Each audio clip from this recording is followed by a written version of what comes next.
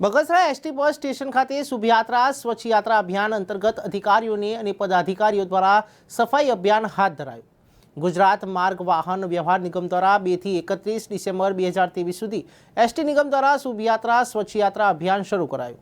Amreli ST વિભાગના અધિકારી SM કટારાની ઉપસ્થિતિમાં Bagasara ST depot manager NS Gadhvi દ્વારા એસટી બસ સ્ટેશન ખાતે એસટી બસ સ્ટેશનમાં સાફ સફાઈ હાથ ધરી અને અધિકારીઓ અને પદાધિકારીઓ તથા જાહેર જનતા અને મુસાફરોની ઉપસ્થિતિમાં એસટી બસ સ્ટેશનમાં અંદર તેમજ ટોયલેટ બ્લોક સ્વચ્છતા અંગેની જાગૃતિ બાબતે સ્વચ્છતા પ્રત્યે પ્રેરિત કરવામાં આવ્યા.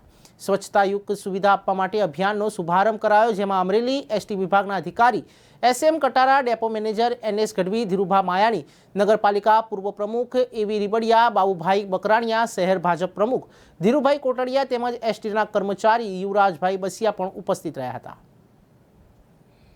સ્વચ્છતા અભિયાન અંતર્ગત ભારત સરકાર તેમજ ગુજરાત સરકાર દ્વારા સ્વચ્છતા અભિયાનના જુદા જુદા કાર્યક્રમોનું આયોજન કરવામાં આવેલ છે, જે અંતર્ગત આજરોજ અમરેલી જિલ્લાના બગસરા ગામે એસટી તંત્ર દ્વારા સ્વચ્છતા અભિયાનનું શુભયાત્રા સ્વચ્છ યાત્રા ના સદરે એક શુભ આરંભ કરવામાં આવ્યો છે, જેમાં એસટીની અંદર સ્વચ્છતા, એસટી બસ સ્ટેન્ડની અંદર સ્વચ્છતા એ મુખ્ય ઉદ્દેશ રહેલો છે.